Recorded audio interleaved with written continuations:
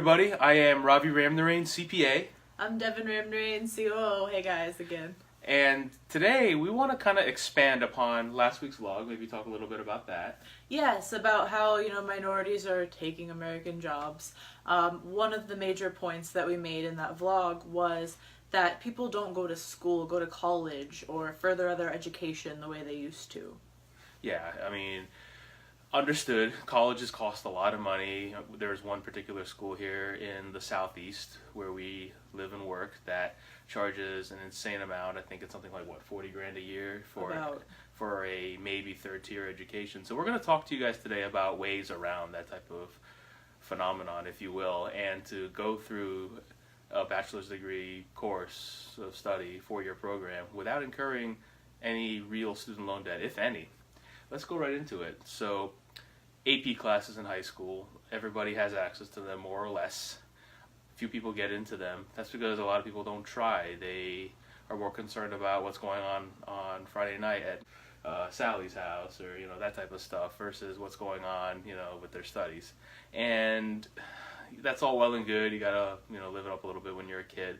At the same time, you're not going to be a kid forever. You're going to have real responsibilities really quickly once you hit age 18, 19 years old. So load up on the AP classes in high school. I have one person that I grew up with who literally was able to almost start college as a sophomore because of his ability to get through a whole bunch of AP classes. Mm-hmm. My nephew graduated a lot of AP classes, and now he's almost a year into his college already. Right, without ever setting foot on a college campus, I assume. Yes. Not at all. So, again, really, really good examples there. But you can also double down on that, and this kind of ties into one thing that we have as a pet peeve here at RaviRamCPA. Parents are not parenting their kids. Therefore, if you tell your kid to take extra classes in the summer to catch up, they're going to kind of look at you like you're on crack or something. And if they say no, that's when you come in as a parent and you make them. That's it. Yeah, no school. Make them. No school, no allowance, no car when you're 16, no phone, no trip with your friends to the lake or wherever it is you go. I'm sorry, kids, but you need to get your acts together. Right. So, on top of the AP classes, load up on community college classes in your high school summers. If you did 2 per summer, that's 8 classes plus your AP classes. You could almost start college as a junior with that approach alone. Now, let's say you don't get into as many AP classes, or you just want to take 1 class per summer as a high school student. Okay, fine. Your first year of college is still done by the time you set foot on a college campus. Okay, so Mr. Ramnarain, Mrs. Ramnarain, you have what? We have 3 more years of college to get through. You said you were going to cut down on student loan debt for us considerably. Well, here's what you do.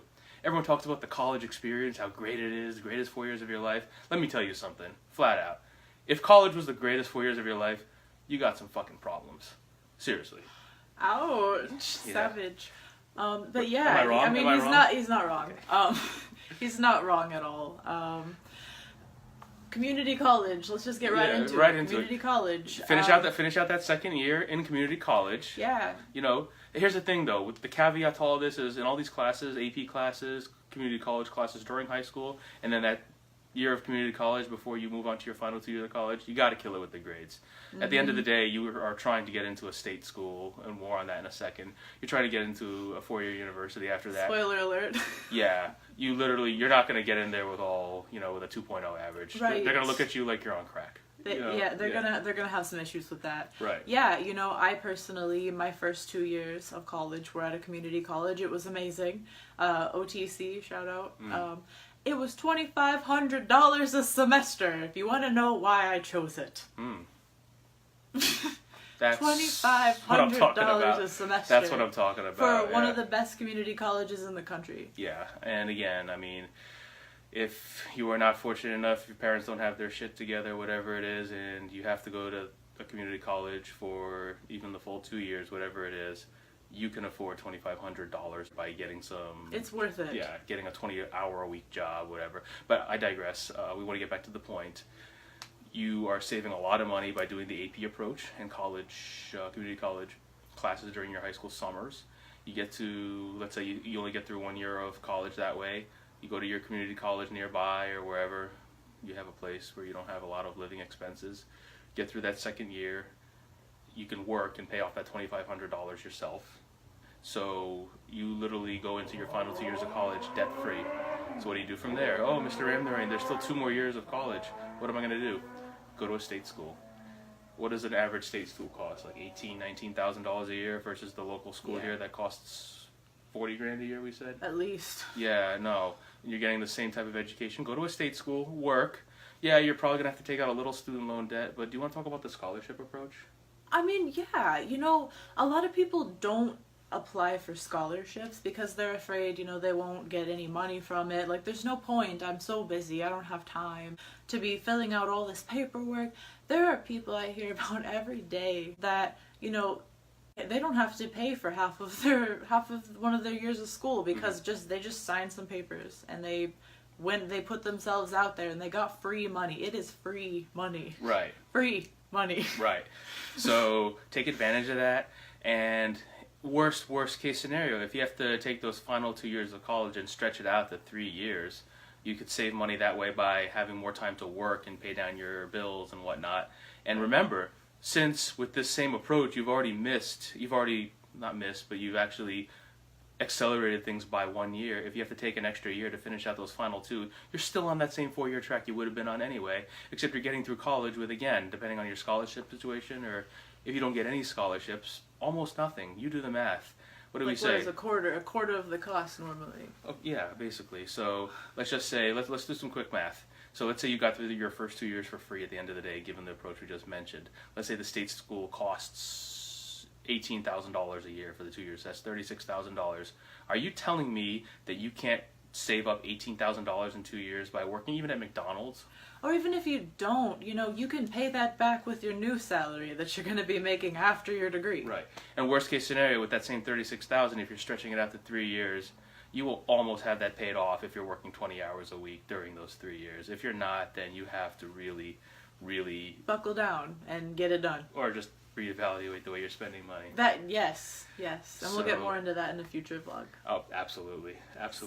And here's the thing with all of this. Okay, Mr. Ramnarain, your points are well documented and it makes a lot of financial sense, and I don't even care about the college experience, but there are people who went to these Ivy League schools or, the Boston colleges of the world, Penn State, I don't know, whatever, and they have access to this alumni network that gets them jobs and advanced career options and things of that nature. Well, guess what? You can still go to grad school. And if you have no undergrad debt or very little undergrad debt, what do you care about taking out a loan or two to go to grad school? A top grad school that you know is going to pay dividends for you in the job market.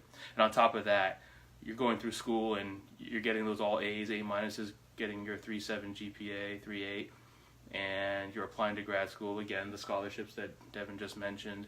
And on top of that, they will see your success story. You write a really kick-ass essay. You let them know you came from nothing. You literally scratched your way through your undergraduate education. You think someone's not going to give you a close to free ride or at the very least a half scholarship? I mean, they're going to give you something. Chances are. I mean, no guarantees, but chances are they're going to give you something. At the end of the day, if you don't make it, it's because you don't want to. Yeah, and we didn't necessarily do all of these things, but man, do we wish we did. And we're just trying to give you this information in hindsight because, oh my God, how invaluable it will be to you. Just please. Right. If you're a freshman in high school right now, take your AP courses, just do it. Right. I wish I had. Same. And one final note on that, one thing that I did do personally is for my second master's, I did a master's degree here in South Florida in taxation, my second one. I didn't pay a dime for it. I let my employer at the time pay for it. I already had my college and my first master's taken care of, and I let them foot the bill. So you let them do that. You stay the time that you have to stay. For me, I had to stay an extra year after I finished that degree, and then you take it with you. And went on to, let's just say, much bigger and better things that had a lot of my former coworkers very jealous. So for RaviRamCPA, Devin Ramnarain, we want to say bye. Thank you, and we will see you next week. My awkward self. Take Bye, care. guys. Bye.